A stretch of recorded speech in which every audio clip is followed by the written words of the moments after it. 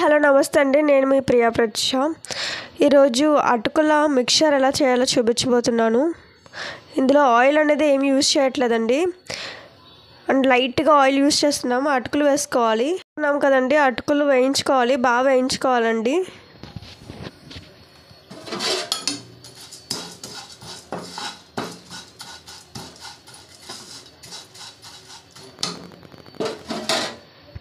అటుకులు అనేవి మనకి క్రిస్పీగా ఉండాలండి, ఎర్రగా వేయించుకోవాలి.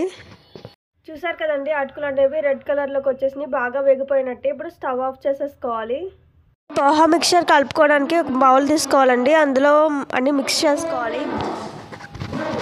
మనం ముందుగా అటుకులు మిక్స్ చేసుకోవాలండి.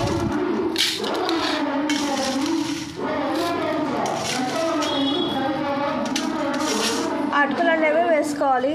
అండ్ అటుకులు వేసుకున్నాక మనం జొన్న చిప్స్ యాడ్ చేసుకోవాలండి. అండ్ ఇందులోనే బూందీ కూడా మిక్స్ చేసుకోవాలి.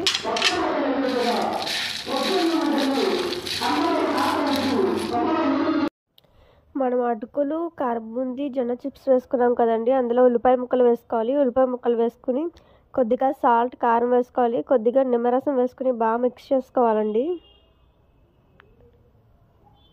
టేస్ట్ అయితే చాలా బాగుంటుందండి. ఈవినింగ్ స్నాక్ కింద అయితే చాలా బాగుంటుంది. పిల్లలకి అయితే చాలా ఇష్టంగా తింటారు.